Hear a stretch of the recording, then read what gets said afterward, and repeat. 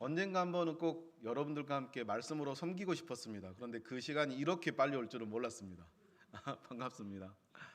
어, 진짜 저희 가정을 위해서 기도해 주셔서 너무 감사하고, 사실 여러분들을 뵐 때마다 제 마음은 굉장히 깊은 감동이 있습니다. 항상 우리 가정을 위해서 힘껏 기도해 주시고, 그 결과로 저희가 굉장히 어려움 속에서 또 여기까지 올 수 있었습니다. 그래서 여러분들을 볼 때마다 제 마음이 항상 감사한 마음이 크고, 또 여러분들을 위해서 저희도 부족하지만 저와 제 아내도 열심히 기도하겠습니다. 오늘 말씀에 은혜가 되길 기도합니다.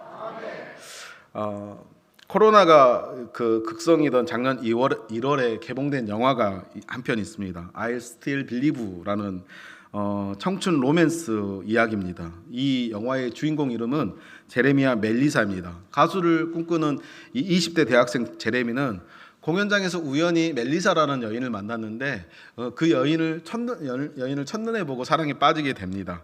곡 중에서 이 제레미는 싱글 차트 32곡을 싱글 차트에서 1위를 차지를 했고 450만 장의 앨범을 판매한 아주 큰 그 유명한 아이돌이었습니다. 하지만 멜리사를 너무 사랑했던 이 제레미는 부모님께 멜리사와 함께 결혼하겠다고 선포를 합니다. 제레미의 부모님은 당연히 반대를 했죠. 인기가 하늘을 찌르는 아이돌이었기 때문도 아니고, 또 제레미 나이가 겨우 20살에 불과한 어린 나이였기 때문도 아니었습니다. 더 큰 이유가 있었는데, 이 제레미가 너무나도 사랑했던 이 여인 멜리사가 암에 걸린 그 암 환자였기 때문입니다. 상상을 해보십시오. 불과 20살에 불과한 이 제레미가 암에 걸린 여자친구와 결혼을 하고 싶어 한다. 당연히 부모의 입장에서는 반대를 할 수밖에 없겠죠. 치료가 잘 되면 좋겠지만 어쩌면 이 20살의 제레미가 감당하기엔 너무 어려운 이 가혹한 결과가 찾아올 수도 있기 때문에 부모의 입장에서는 당연히 반대를 할 수밖에 없었을 것입니다. 그럼에도 불구하고 제레미는 운명의 여인이라고 생각됐던 이 멜리사와 함께 결혼을 합니다. 그리고 정말 기적을 꿈꾸면서 정말 하나님 앞에 기도를 하면서 이 여인과 결혼을 하죠. 때로는 우리 삶에 제발 기적이 일어나게 해달라고 우리가 간절히 기도할 때가 간혹 있습니다. 오늘 본문에서 나오는 예루살렘 교회도 마찬가지입니다. 예루살렘 교회도 하나님께서 베풀어 주시는 놀라운 기적이 지금 필요한 상황이었습니다. 그것도 아주 간절히 필요한 상황이었죠. 예루살렘 교회는 이 베드로와 야고보라는 아주 걸출한 영적인 지도자가 있었습니다. 잘 성장하던 그 예루살렘 교회에 이제껏 경험해 보지 못했던 엄청나게 큰 어려움을 이 교회가 직면하게 된 것입니다. 이거는 재정이 조금 부족하고 우리 교회 봉사할 사람이 좀 부족하다, 이런 것 가지고 힘들다, 어렵다라고 말하는 그런 정도의 수준이 아니었습니다. 우리가 1절에서부터 5절을 통해서 교회 상황을 살펴보면 야고보 사도가 순교를 당했고 베드로는 잡혀서 투옥을 당한 상태였습니다.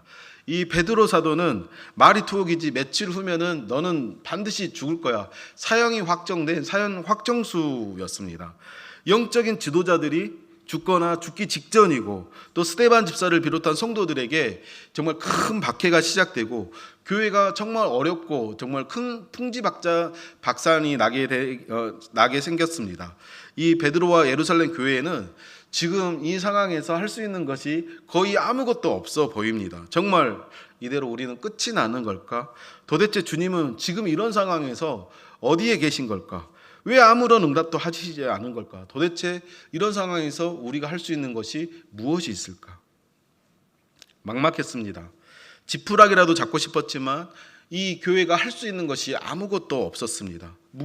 뭔가를 하려고 하면 할수록, 오히려 정말 시도를 하면 할수록 무기력함만 뼈저리게 느껴질 수밖에 없는 상황이었습니다. 예루살렘 교회에 닥쳐있는 이 위기는 하나님께서 어떤 특별한 기적을 베풀어 주시지 않는 한 결코 이들이 어떤 힘으로도 어떤 능력으로도 벗어날 수가 없는 그런 상황이었습니다. 사랑하는 성도 여러분, 여러분에게는 이런 기적이 필요한 적이 혹시 없으십니까? 우리는 어쩌면 이런 놀라운 기적들이 우리의 삶에서 그다지 필요하지 않다고 생각하며 지낼 수도 있습니다. 그러나 저는 기적이 필요한 사람들을 지금껏 수도 없이 많이 만났습니다. 이런 사람들을 만나기까지 저에게 기적이라는 것은 그렇게 중요한 관심 사항이 아니었습니다. 왜냐하면은 저는 자신감이 있었습니다. 나이도 젊었고 뭐든지 열심히 하면 이룰 수 있다고 저는 생각을 했었습니다. 그러나 이런 생각이 얼마나 하나님 앞에서 오만한 생각이었는지, 우리 삶의 기적이, 하나님의 은혜가 얼마나 필요한지 저는 하나님 앞에서 지난 10년 동안 훈련을 받으면서 뼈저리게 느꼈습니다. 한 번은 한 번 투여하는 약값이 6천만 원인데 이 약을 3번이나 투여해야 되는 부모님을 만난 적이 있습니다. 기본 3번은 투여를 해야 되는데 3번 투여하면 약값이 얼마라고요? 1억 8천. 그런데 문제는 이렇게 1억 8천이라는 돈을 투자하고도 이 아이를 치료할 수 있을지 없을지 병원에서 장담을 못 해줬습니다. 확신이 없는 상황이라는 것입니다. 그럼에도 불구하고 부모는 당연히 집 팔고 차 팔고 모을 수 있는 모든 돈을 끌어모아서 이 아이를 치료하기 시작했습니다. 이 부모는 이 아이를 치료할 때 이 치료하는 것만으로는 부족했습니다. 왜냐하면 치료를 해도 치료가 완벽하게 될지 안 될지 모르는 상황이었기 때문에 치료의 과정만으로는 부족했습니다. 이 부모에게 필요했던 것은 하나님의 기적밖에 없었습니다. 하나님의 기적이 필요했습니다. 엊그저께 제가 또 한 엄마를 병원에서 만났는데 정말 저는 그 엄마랑 오래 알고 지냈거든요. 어려웠지만 아이가 치료가 잘 되고 있는 그런 상황이었습니다. 그런데 아이가 재발했고 이식까지 했다는 말을 들었습니다. 그런데 문제는 이 아이가 재발을 했는데 이식까지 하면서 숙주 반응이 굉장히 심하게 나타났다는 거예요. 근데 숙주 반응만 나타난 게 아니라 문제는 재발한 이 암이 희귀병에 걸려버렸고 이 희귀병을 치료하기 위해서는 약값만 한 달에 비급여로 500만 원이 들어간다는 거였어요. 근데 문제는 이렇게 돈을 들더라도 부모는 어떻게든지 치료할 의사가 있는데 그 약을 구할 수가 없었어요. 그래서 그 약을 구하지 못하니까 구할 수 있는 성인에게 치료하는 항암제를 그 아이에게 투여하기로 결정을 했다는 거예요. 여러분, 이 부모가 저에게 얘기하면서 웃고는 있었지만 웃으면서 얘기하는 그 마음의 눈물이 저는 너무나도 잘 보였어요. 저는 그 마음을 너무나도 잘 알고 있어요. 웃으면서 얘기하는데 제가 무슨 말을 할 수가 없었어요. 그래서 제가 해드렸던 말씀이 제가 기도할게요. 이 부모에게도 이 엄마에게도 필요한 것은 돈도 돈이었지만 사실은 아이가 치료가 되어지는 기적이 필요한 상황이었습니다. 여러분이 암에도 걸리지 않고 코로나도 걸렸어도 그냥 완쾌되고 쉽게 넘어가니까 이런 기적 같은 은혜가 필요 없다고 혹시 생각하십니까? 우리 그 가정이 재작년 12월에 치료에 실패했잖아요. 은총이가 희귀병을 치료했는데 실패를 하고 목포에 내려갔을 때 그때 우리 큰아들이 드렸던 기도가 어떤 것이었는 줄 아십니까? 하나님, 우리 가족이 다 같이 모이게 해주셔서 정말 감사합니다. 하나님, 우리 가족이 다 같이 모여서 함께 밥을 먹게 해주셔서 정말 감사합니다.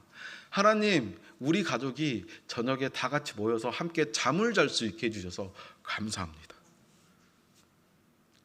어쩌면은 다른 사람들에게, 다른 가족들에게, 여러분들에게 너무나도 평범한 일상에 불과한 이 기도가 우리에게는 기적 같은 일이었습니다. 지금 나에게 가장 큰 기적이 무엇인 줄 아십니까? 제가 작년 12월 20일을 잊을 수가 없습니다.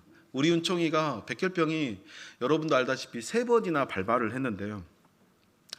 작년 12월 20일 날 이 백혈병을 교수님이 갑자기 그 전에 저한테 어떤 언급도 없이 치료가 종결되었습니다 라고 얘기하시면서 매달가 선물과 편지를 우리 은총이에게 안겨주는데 저는 그때 치료 종결됐습니다는 그 말이 믿기지가 않았어요. 사실 치료 종결이라는 것이 병원의 입장에서 다 끝났다라고 생각하진 않습니다.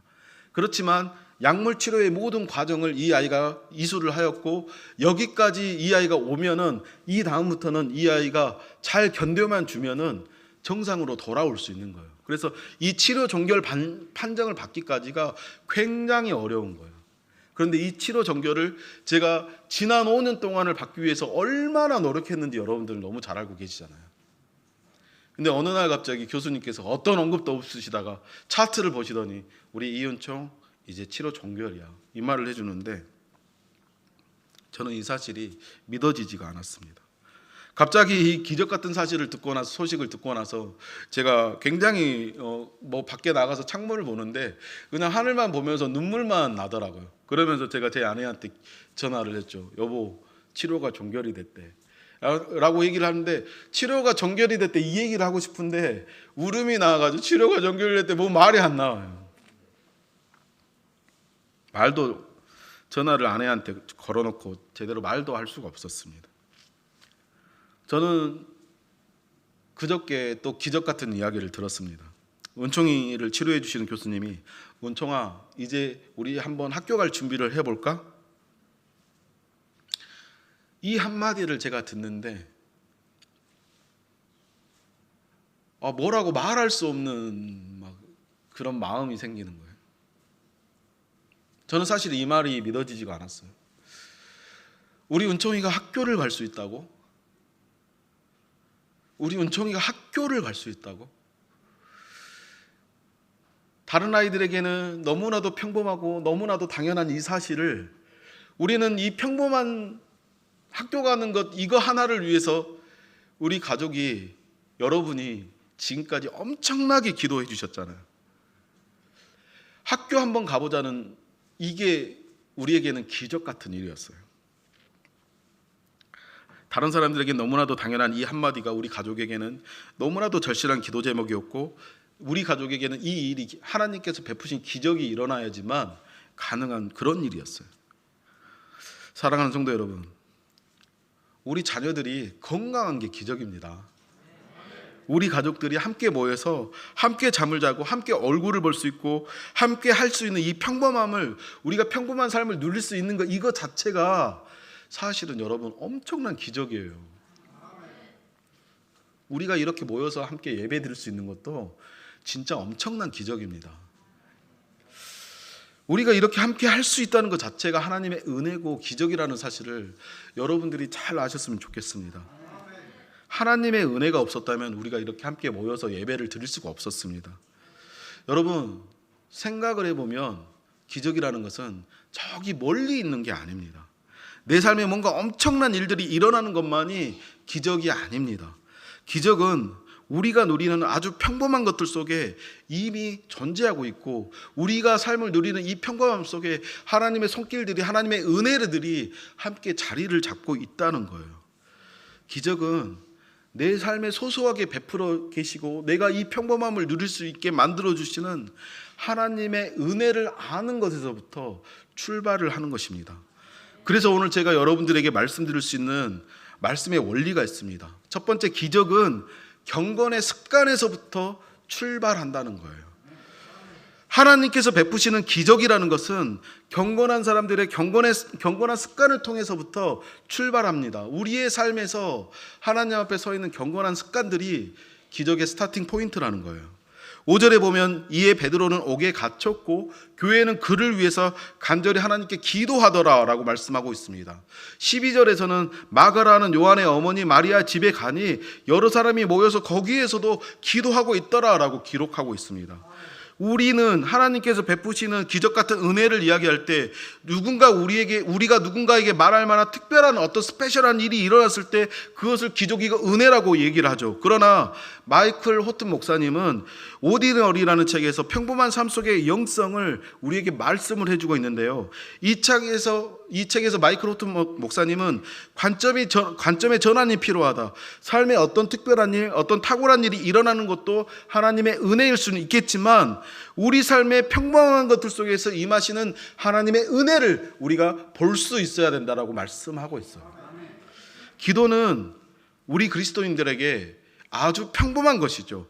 사실 우리가 기도한다고 해서 평상시 크게 달라지는 것도 없어 보이는 것이 사실입니다. 그래서 어떤 때는 기도를 할 때 감동 없이 습관처럼 우리가 기도할 때도 많이 있습니다.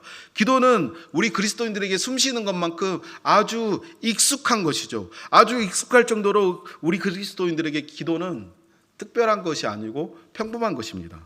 그래서 그런지 요즘 그리스도인들은, 특히 젊은 그리스도인들이 기도를 별로 하지 않습니다. 답답하게 생각하고 시간 내기 불편하게 생각합니다.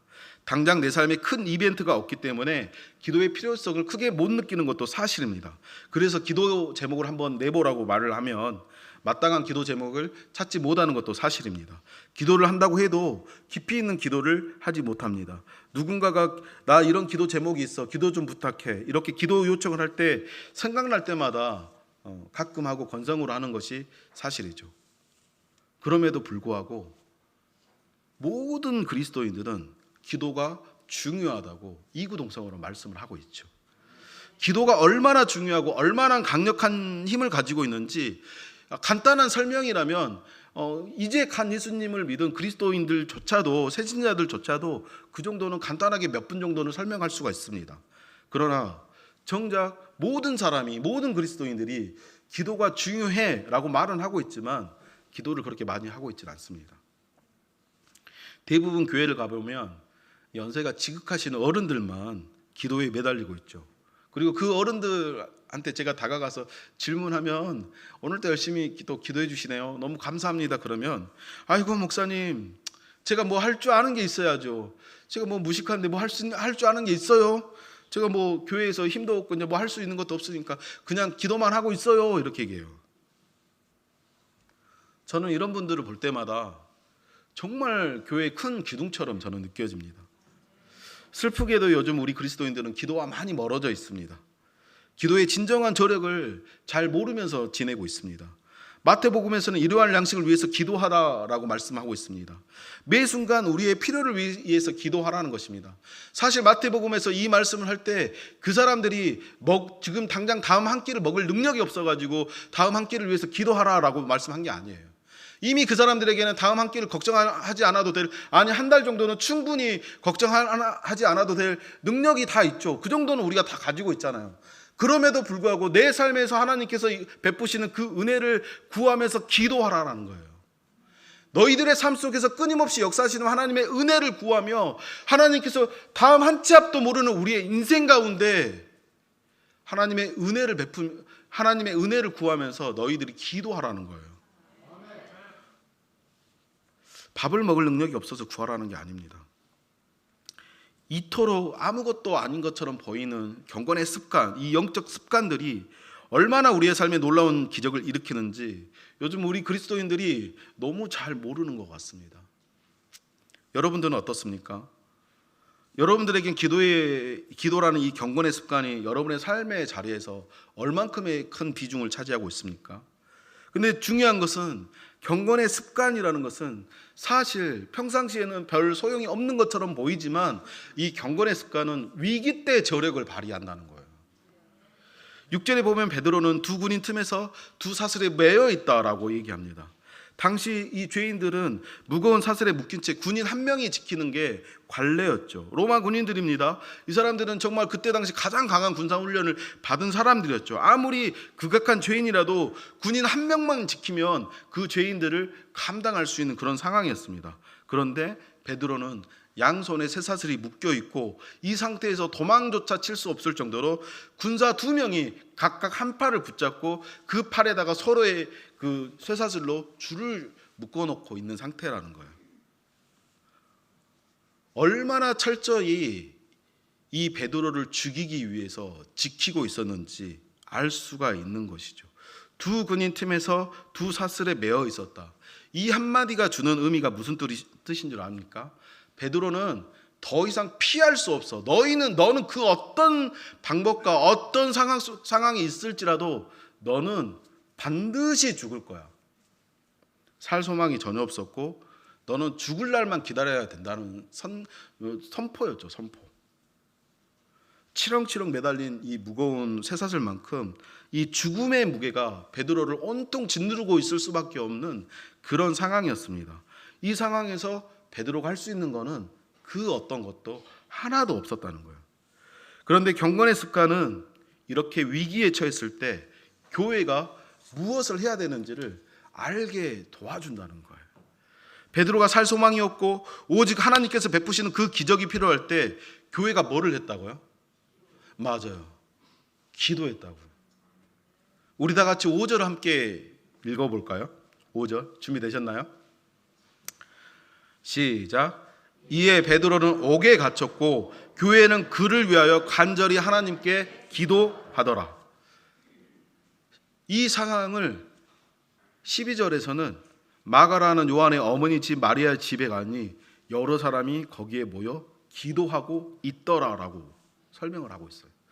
이 절박한 상황 속에서 베드로와 예루살렘 교회 성도들이 할 수 있는 것이라고는 믿음 없는 사람들의 시선으로 봤을 때 기도하고 있어. 굉장히 이 기도는 무기력해 보여요. 야, 너희들 그거 거기서 지금 뭐 하고 있는 거야? 빨리 돈이라도 들고 가서 저 아그리빠 왕 찾아가가지고 뇌물이라도 먹여봐. 그래야지 살릴 수 있지 않겠어? 지금 너희들 거기서 뭐 하고 있는 거야? 굉장히 무기력해 보이는 게 바로 기도였죠. 이 상황에서 벗어날 방법이 없다고 생각되는 그 순간 그 예루살렘 교회에서는 온 성도가 모여서 그 상황에서 함께 기도했다는 것입니다.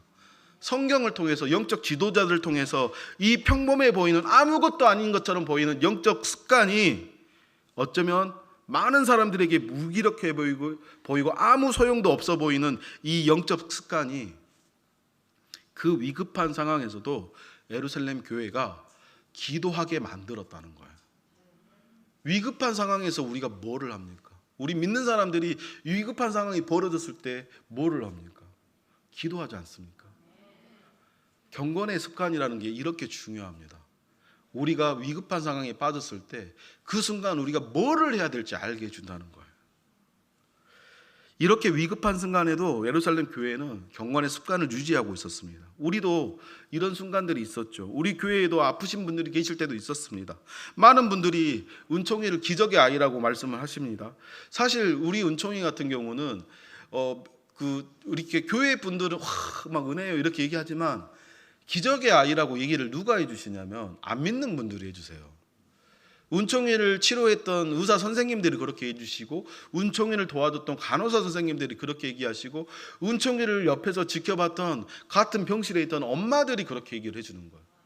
사실 우리 은총이가 말이 5년 동안 항암을 치료해봤지 5년 동안 항암을 치료한다는 것은 여러분 정말 힘든 일이에요. 사실 5년 동안 치료를 문제가 아니라 저희가 함께 했던 아이들 중에서는 1년 치료하고 하나님 품에 안기고 2년 치료하고 하나님 품에 안기고 이랬던 19, 18, 20살 이런 청년들이 굉장히 많이 있어요.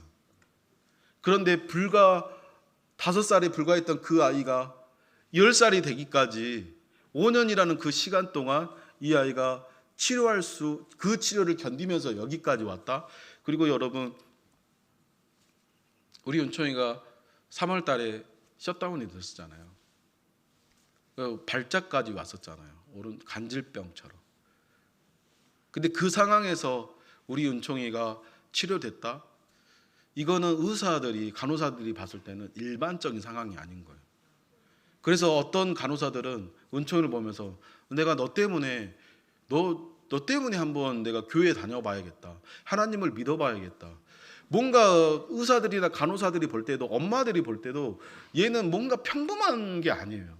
때로는 어떤 엄마들이 물어봐요. 도대체 은총이는 무슨 약을 먹는 거예요? 무슨 약을 먹고 있기에 이 아이가 이렇게 회복이 잘 되는 거예요? 근데 드릴 말씀이 없어요. 왜냐하면 엄마가 먹는 약이랑 우리 아기가 먹는 약이 똑같은 약이거든요. 그래서 할 수 있는 것은 저는 교회에서 기도해 주고 있어요. 우리 교회에서 기도해 주고 있어요. 이 말밖에 드릴 말씀이 없는 거예요. 우리 가정이 그렇게 위급할 때 우리 교회가 함께 이렇게 기도해 주셨습니다. 사랑하는 성도 여러분, 위기가 시작될 때 기도라는 경건의 습관을 여러분들이 함께 해주셨죠. 우리 가정과 우리 교회의 기적의 출발은 여러분 기억하십시오. 기도에서부터 출발합니다. 두 번째로 경건의 습관은 때론 우리 삶에 믿을 수 없는 기적을 일으키기도 합니다.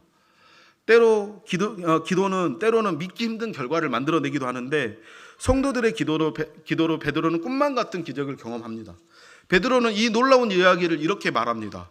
이에 베드로가 정신이 들어 이르되 내가 이제야 참으로 주께서 그의 천사를 보내어 나를 헤롯의 손과 유대 백성의 모든 기대에서 벗어나게 하신 줄 알겠노라. 정신없이 천사를 따라 나왔지만 그때까지만 해도 베드로는 비몽사몽 지경이었다는 거예요. 그저 꿈인 줄 알고 있었다가 탈출해가지고 찬바람을 맞고 보니까 그때서 정신이 번쩍 들었다는 겁니다. 베드로는 스데반 집사의 순교와 또 야고보의 순교를 이미 경험했던 사람입니다.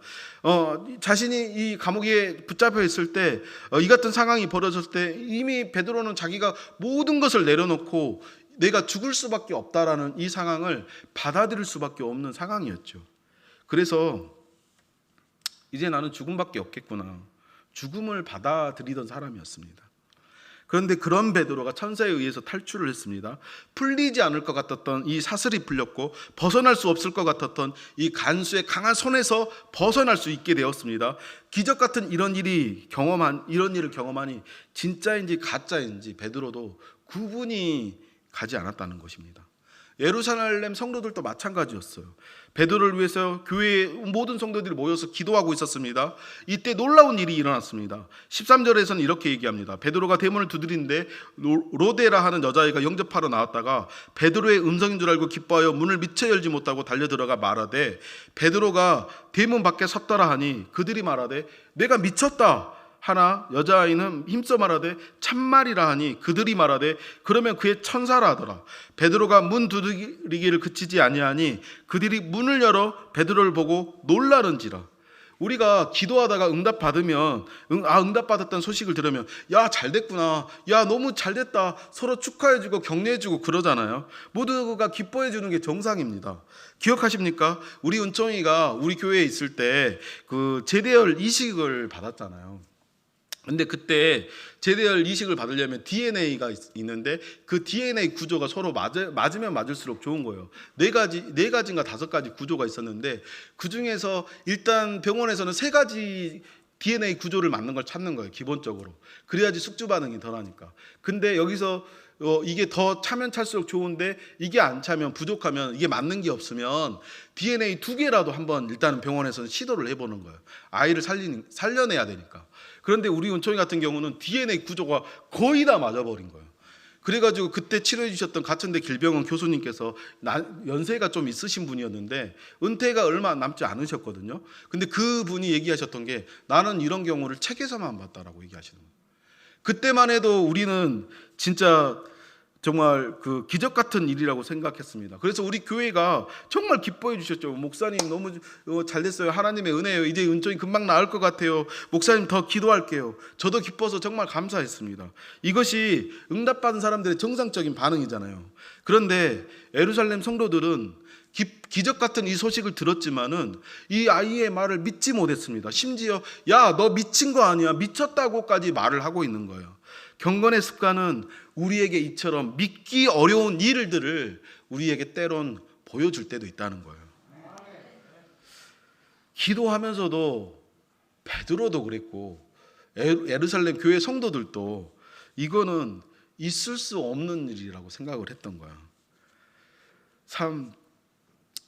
그런데 명심해야 될 것은 우리가 기도를 할 때 끝까지 멈추지 않는 기도가 기적을 일으킨다는 거예요. 성도들은 해결되기 어려운 일이라는 것을 알았지만 그래도 기도를 멈추지 않았습니다. 아무것도 할 수 없는 상황이라고 생각했지만 그래도 성도들만이 할 수 있는 게 뭐였어요? 맞아요. 말씀을 통해서 영적인 지도자를 통해서 배워왔던 경건의 습관을 그 위기에서도 습관처럼 잊지 않고 해왔다는 거예요. 우리가 오늘 본문을 이해할 때 굉장히 중요한 역할을 하는 단어가 있는데 바로 1절에 나오는 그때라는 단어입니다. 이 그때라는 단어는 사도행전 11장과 12장에서 굉장히 중요한 역할을 하고 있습니다. 11장에서 스데반 집사가 순교를 당할 때, 그리고 교회가 핍박을 받아서 흩어질 때, 그때 당시를 성경에서는 그때라고 얘기를 하고 있습니다. 12장에서는 예루살렘 교회가 핍박을 받고 있는 바로 그때, 사도 야고보가 칼로 죽임을 당하던 바로 그때, 그리고 베드로 사도가 감옥에 매임을 당하고 있던 바로 그때, 이 환난을 겪으면서 예루살렘 성도들이 두려움에 떨면서 기도하고 있던 바로 그때를 성경에서는 그때라고 표현하고 있는 거예요. 오늘 성경에 기록된 이 그때라는 것은 우리가 알고 있는 그때 몇 월, 몇 시, 며칠, 몇 시, 몇 분 이런 특정한 시간을 콕 집어서 얘기하는 것이 아닙니다. 하나님의 역사가 임하는 그 특별한 시간대를 나타내는 그때를 바로 그때라고 표현을 하고 있는 거예요. 근데 성경에 나오고 있는 이 그때가 하필이면 좀 우울하죠. 암울하죠. 굉장히 교회가 힘들고 어려운 상황, 또 스데반 집사가 순교하고 야고보 사도가 순교하고 베드로가 투옥되고 있는 이 엄청난 핍박을 받고 있는 그 시간, 이 암울한 시간대를 그때라고 표현하고 있는 거예요. 사실 이전까지 기독교는 지금까지 받아왔던 기독교에 대한 핍박이 없진 않았죠. 유대인들을 통해서 계속 핍박은 있어 왔죠. 그런데 이 핍박은 어떤 핍박이었어요? 종교적인 핍박이었잖아요.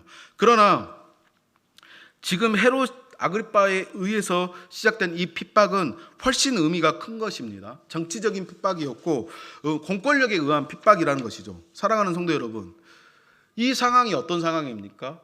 만약에 종교적인 핍박이었다면은 종교적으로 우리가 좀 더 자유로운 지역으로 이동을 하면은 좀 더 편할 수 있는 여지가 있어요.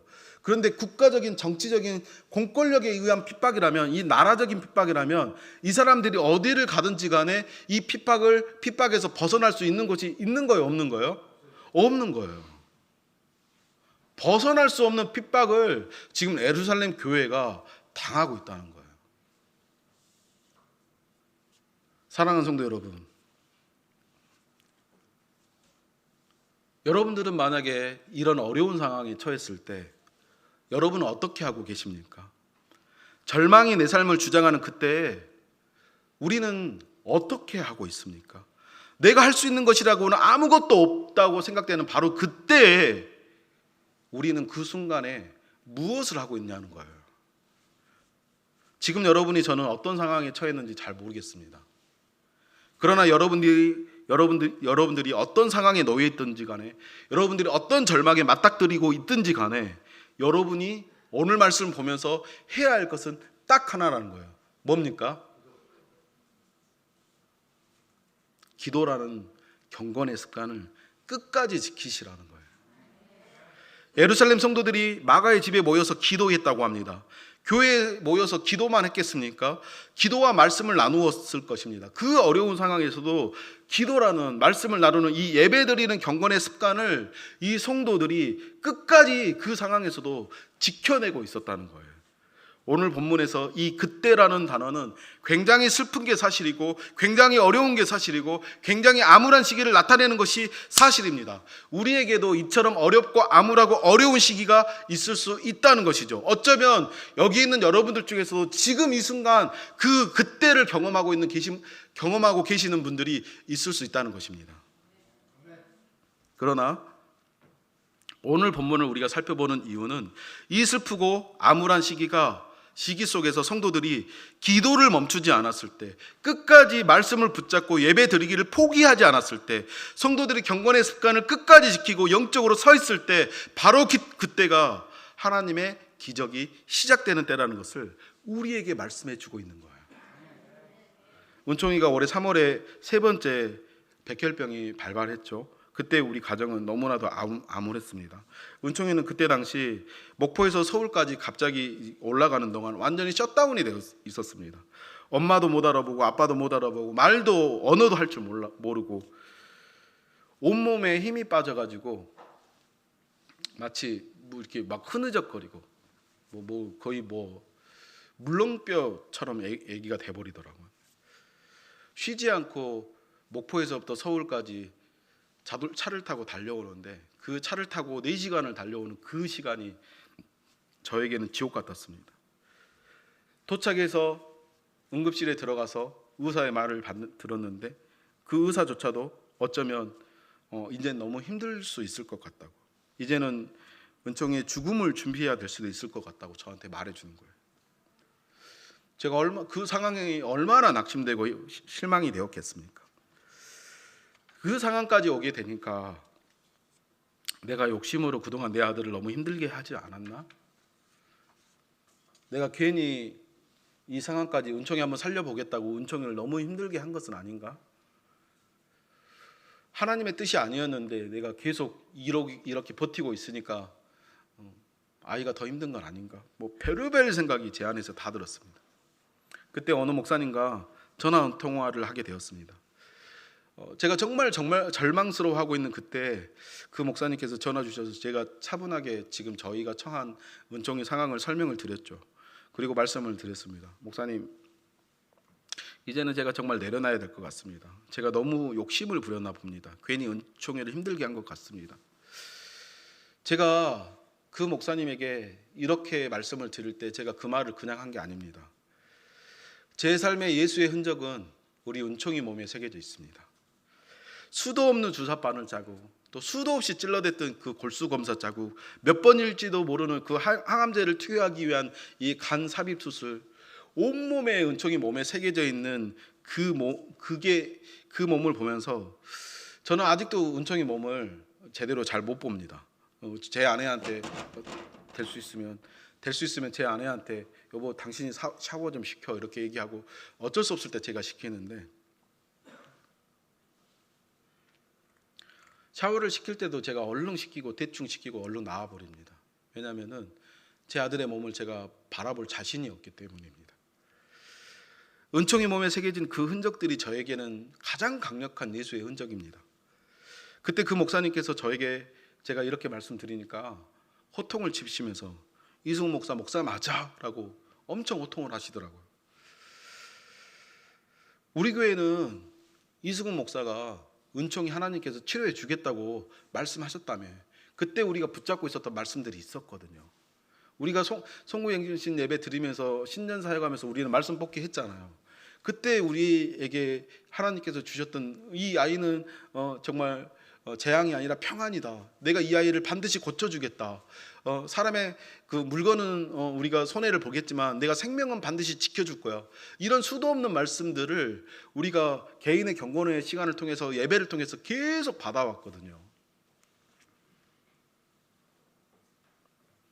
그런데 우리는 그 말을 믿고 우리 교회는 지금 기도하고 있는데 이승훈 목사는 목사가 돼가지고 하나님의 말씀도 믿지 못하고 지금 은총이가 셧다운되는 그 상황 때문에 절망해서 힘들어서 하나님의 말씀을 믿지 못하고 기도도 하지 않고 있냐고.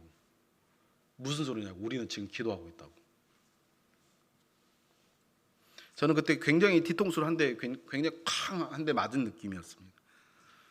절망스러운 시기라고 생각했기 때문에 제가 포기하려고 했는데 그 목사님의 말씀을 듣고 제가 다시 일어서기로 결정을 했습니다.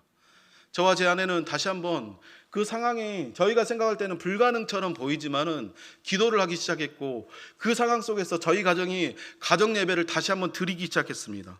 그러면서 하나님의 은혜와 하나님의 기적을 구하면서 저희가 하나님 앞에 그동안 해왔던 경건의 습관을 다시 지켰고 다시 회복하면서 하나님 앞에 나아갔었죠. 사랑하는 성도 여러분, 암울한 그때 예루살렘 교회가 기도했습니다. 교회가 기도하면, 예배를 포기하지 않으면, 경건의 습관을 끝까지 지키면 그 암울한 그때가 우리 믿는 자들에게는 어떤 때가 되는 줄 아십니까? 아무리 암울해도 우리가 기도하면 하나님의 역사가 시작하는 그때로 바뀐다는 거예요. 아무리 힘들어도 우리가 예배를 지키면 우리가 힘들어하고 그 절망스러웠던 그때가, 그 타이밍이 하나님의 은혜의 때로 바뀌기 시작한다는 거예요. 사랑하는 성도 여러분, 힘들다고 생각되는 그때 경건의 습관을 끝까지 지키십시오. 끝까지 기도하시고 끝까지 예배하십시오. 여러분이 기도하고 여러분이 예배드리는 그때 하나님의 기적은 시작되고 있는 것입니다. 하나님의 글로리 타임은 여러분의 기도가 시작될 때, 여러분이 예배 자리에 서 있을 때 그 시간부터 시작이 되고 있다는 거예요. 우리 가정이 여기까지 올 수 있었던 것은 저는 딱 두 가지 때문이라고 생각을 합니다. 여러분이 지금까지 6년 동안 저희 가정을 위해서 기도해 주었기 때문에 우리가 여기까지 올 수 있었다고 생각합니다. 그래서 저는, 여러분은 제가 반가우신가요? 조금 반가운 그 표현을 조금 더 해주셔도 괜찮은데 너무 점잖하게 해주시니까 우리 청년들 목사님 제 마음을 흡족하게 만드는, 그리고 우리 범진이까지 특송까지 해주니까 이걸 웃어야 될지 울어야 될지 진짜. 여러분 너무 감사합니다. 여러분들이 해주셨던 그 지난 6년간의 기도가 사람들이, 믿지 않는 사람들이 보기에 우리 은총이가 기적 같은 삶을 살고 있는 거예요. 아직까지 저희는 병원에서 볼 때 모든 것이 끝났다고 생각하지 않습니다. 하지만 여기까지 오는 동안 여러분의 기도가 있었기에 사람들이 상상할 수 없는 그런 아픔과 어려움을 은총이가 겪으면서도 이 아이가 19살, 20살짜리 큰 아이들도 견딜 수 없었던 그 상황을 불과 5살에 불과했던 아이가 견디면서 여기까지 올 수가 있었어요. 그리고 많은 사람들이 은총이를 보면서 기적의 아이, 기도의 아이라고 얘기를 해요. 우리 은총이가 다른 아이들하고 틀린 게 뭐가 있습니까? 똑같은 약을 받고 똑같은 치료를 하는데, 심지어 우리 은총이는 백혈병만 3번 앓고 있고 세계에서 0.03% 정말 희귀병 중에 희귀병이라서 삼성병원에서도 이 병 자체를 처음 치료해보는 그 병에 걸렸었고, 이 아이를 치료했는데 결국에 열심히 치료해왔지만 그 결과가 치료 실패라는 암울한 결과를 받았고, 그 상황에서 6시간 동안이나 이 어린아이가 간 기역자, 좌엽이라고 말하는 그 기역자 부분을 완전히 다 드러냈고, 심지어는 3월이 돼서 셧다운 됐을 때 이 아이는 죽을 거라는 사형 선고를 의사들한테 받았고, 그 상황에서 이 아이는 발작까지 와가지고 손과 발을 절어가지고 걸을 수도 없었고 10cm도 걸을 수가 없었어요. 제가 여러분들한테 우리 은총이 그 영상을 보여드리고 싶은데, 보여드리면 저와 제 아내가 견딜 수가 없을 것 같아서 보여드리질 못해요. 그 아이가 휠체어를 타고 다니던 그 아이가, 그 절망 가운데 있었던 이 아이가, 그 절망 가운데 있었던 우리 가정이 여러분이 기도해 주셨기 때문에 한 달 뒤에 이 아이가 걷게 되고, 6개월이 지난 7개월이 지난 그 시점에서 이 아이가 뛰어다니게 되고. 여러분, 우리 은총이 보셨어요? 뒤에서 보셨어요? 이번에 머리 굉장히 이쁘게 잘라왔죠. 몇 년 만에 잘랐는지 모르겠어요, 우리 은총이가. 여기까지 올 수 있었던 것은 우리가 그런 절망스러운 순간에 처했을 때 여러분들이 기도해 주셨기 때문에 여기까지 올 수 있었어요. 심지어 우리 교회는 항상 아프신 분들도 있었고 어려운 분들도 있었잖아요. 그때마다 우리가 기도했잖아요. 기도했더니 우리 교회 가운데 놀라운 일들이 있었잖아요. 그 기적을 베푸신 이유가 무엇이었습니까? 다른 게 아니에요. 우리가 어렸을 때부터 배워왔던 경건의 습관, 기도가 기적의 출발이라는 것입니다. 그 결과가 저같이 부족한 사람이 지금 이렇게 여러분 앞에서 감히 하나님의 말씀을 전할 기회를 갖게 해주셨다는 거예요. 사랑하는 성도 여러분, 우리가 살다 보면 정말 기적이 필요할 때가 있습니다. 하나님께서 우리에게 베푸시는 기적, 은혜는 이 경건의 습관에서부터 출발합니다. 모든 상황 속에서 하나님을 인정해 드리십시오. 여러분이 어떤 상황에 놓여 있을지라도, 어떤 절망이 여러분을 끌고 가려고 할지라도, 사랑하는 성도 여러분, 주를 높이시고 주를 찬양하십시오. 그리고 예배하십시오. 겸손히 하나님 앞에 끝까지 기도하십시오. 경건의 습관을 결탄코 여러분의 삶의 자리에서 놓치지 마십시오. 그 경건의 삶이 여러분에게 하나님의 기적을 보여주리라 저는 믿습니다. I Still Believe라는 영화는 실화를 다룬 영화입니다. CCM 찬양 사역자로 굉장히 유명한 제레미 캠프의 이야기를 다룬 영화입니다. 이 제레미의 연인이었던 멜리사는 기적을 기대하며 기도를 했지만 끝내 하나님의 품에 안겼습니다. 마치 기적이 없는 것처럼 느껴졌지만 멜리사는 제레미에게 이런 말을 남겼습니다. 내가 겪은 아픔으로 누군가의 삶이 변화만 될 수 있다면 그것만으로도 의미 있는 일이야. 멜리사의 죽음으로 기적이 끝나버린 것 같았지만은 이 아픈 과정을 통해서 하나님께서 제레미 캠프라는 훌륭한 하나님의 찬양 사역자를 만지셨고, 그 일을 통해서 이 찬양 사역자가 정말 뜨겁게 하나님을 찬양하며 그 찬양 사역자의 이 제레미 캠프의 기적은 지금도 진행되고 있다는 것입니다. 사랑하는 성도 여러분, 여러분이 지니고 있는 경건의 습관, 그 경건의 습관은 예배드리는 삶, 기도하는 삶, 아무것도 아닌 것처럼 보이죠. 그렇지만 이 작은 것들이, 평범해 보이는 것들이 우리가 너무나도 꽉 잡고 있고 오랫동안 잡고 있기 때문에 너무나도 평범해 보이는 이것들이 우리 삶의 위기에 처했을 때 기적을 베풀어 준다는 거예요. 견고해 보이던 여러분의 절망의 사슬을 풀어줄 것이고, 여러분을 억누르던 강한 간수의 팔로부터 여러분을 해방시켜 주는 것이 바로 기도와 예배라는 것입니다. 어떤 상황에서도 사랑하는 성도 여러분, 흔들리지 말고 경건한 삶을 사시기 바랍니다. 기도의 힘, 예배의 힘을 여러분들이 더욱더 회복하셨으면 좋겠습니다. 여러분이 기도할 때부터 시작된 그 기적이 여러분이 기도하는 동안, 예배자로 서 있는 동안 여러분을 통한 하나님의 기적은 계속해서 진행될 것이라고 저는 믿습니다. 아멘입니까? 사랑하고 축복합니다. 우리 다 같이 찬양하시겠습니다.